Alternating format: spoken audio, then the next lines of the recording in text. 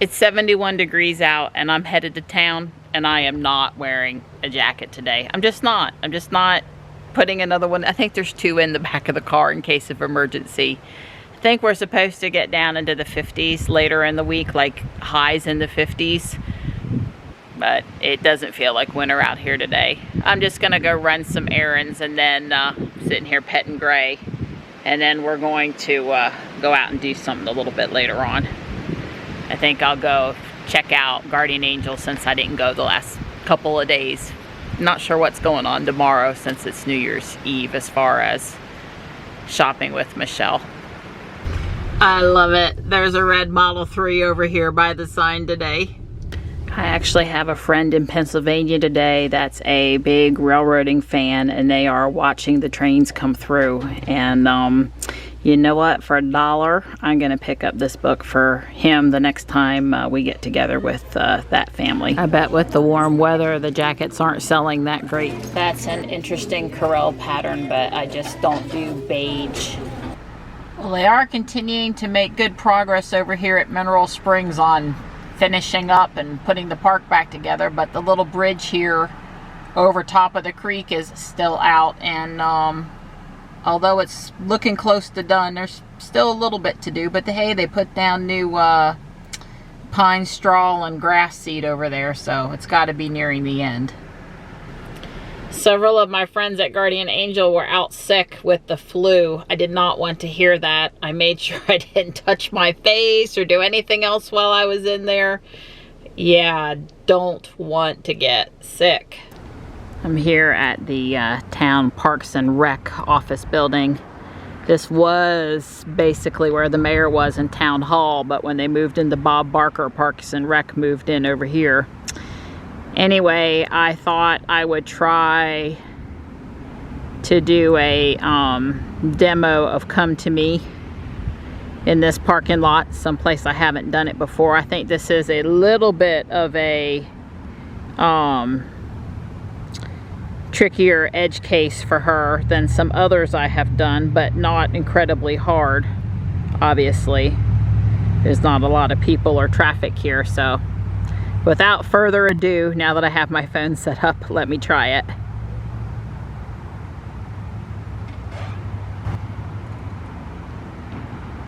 I was curious, you know, a lot of the times I haven't forced her to back up first.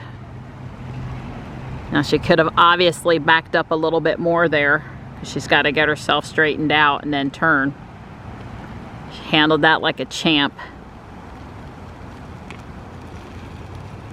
I guess, you know, in trying to come to me, again, this is the whole, do I get on the right or the left? As a person in America, I want to be on the left. She completed the summon. But I think for Ruby, for where I would have wanted her to come, you know, standing in the middle of the road appears to work better. But she did what I asked her to do. Yep. 73 and just gorgeous out there.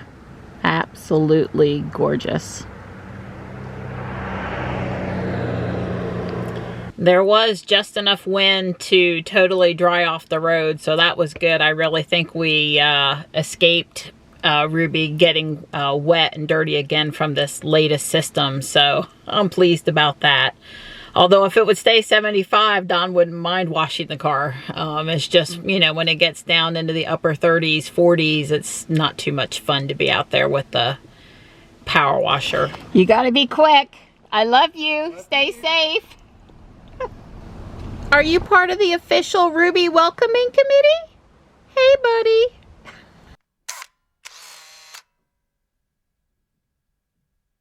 Well, I would demonstrate how Ruby saw those construction cones, but, you know, she can't see them yet, so I can't demonstrate that to you. Don's obviously driving here and not paying attention to me and paying attention to these people that are mad because we just went through an accident scene where we were, I guess we lost 20 or 25 minutes. 20 minutes. Yeah, sitting in traffic, so the traffic's a little antsy right now.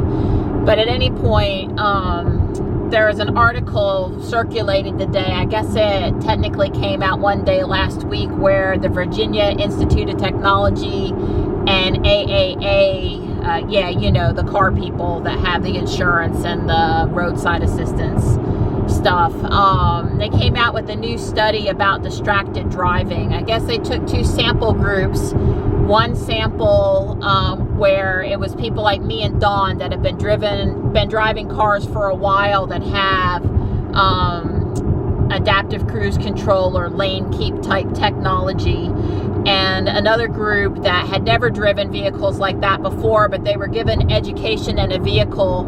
And I guess I was able to learn after reading 3 or 4 different versions of the article that the study went on for 4 weeks.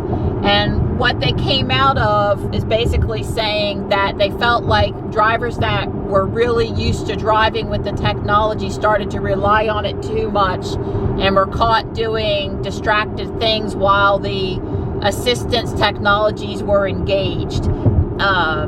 Now, I did not finish reading. I did finally find it, the full fact sheet and the study data. There's a lot of acronyms in there, so I do appreciate that they tried to summarize it. However, you know, by the time Dawn read the 3 paragraphs that made their way into the News and Observer today, they had watered down any of the actual data associated with the study to the point of the only thing that was designed to do was make people think that these driver assistance technologies make you distracted, with the implication of therefore you're not as safe. I mean, there is a lot of data out there on the AAA Virginia Institute of Technology site about that, you know, talks about the study in more depth, but the watered down version that's really making the circuit does not. So I'm going to put some links in today's video. I'll let you decide if you think it's worth your time to read up a little bit about what it has to say. I tend to treat Ruby like she's a toddler. So if I'm even remotely doing something distracting, I typically don't have autopilot engaged, and I may not even have traffic aware cruise control engaged, because I do feel and take it pretty strongly that I want to make sure Ruby doesn't get into any trouble. So, but I was driving sometimes distracted before I had the Tesla, and I would say that my driving, I don't feel like it's really changed one way or the other since I've had the Tesla. I do think the Tesla probably keeps me safer when I was doing what I was already doing anyway, though. So the part that the study didn't say, or the authors of the study did not touch with a 10-foot pole, is the concept of, so these people who they're accusing of being so distracted now that they have driver assistance in the vehicle, if they didn't have driver's assistance, how unsafe would they have been? Because that's really the question. It isn't, are you distracted? We all know people were distracted long before there was even cruise control on cars.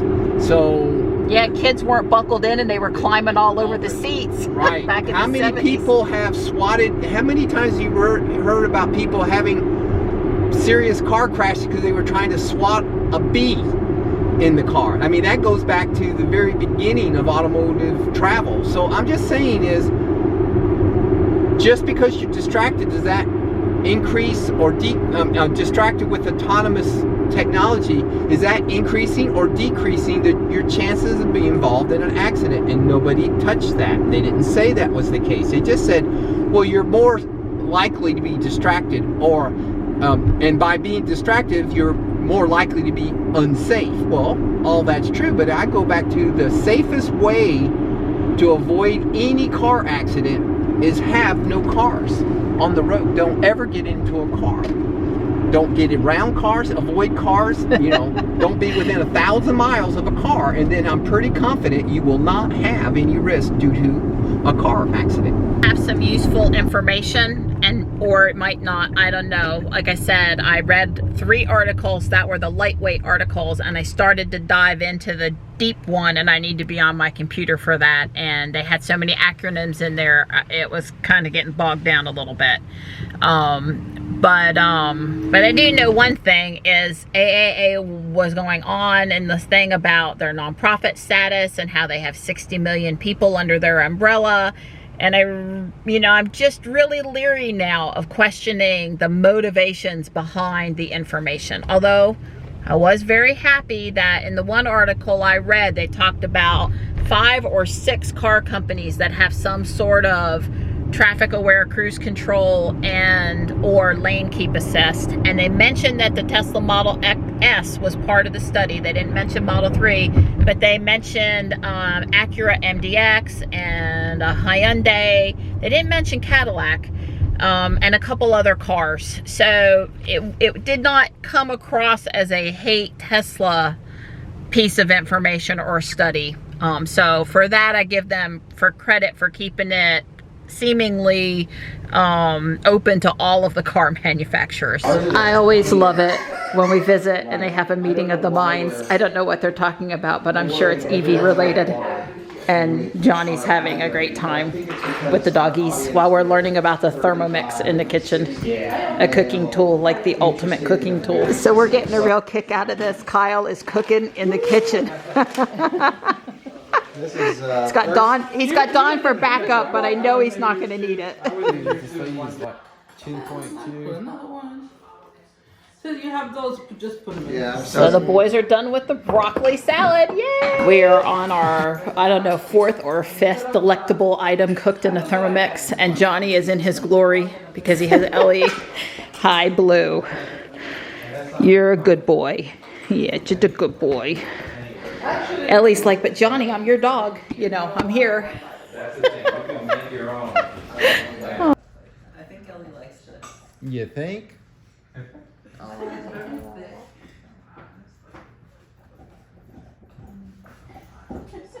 Okay, I have the eggs already here.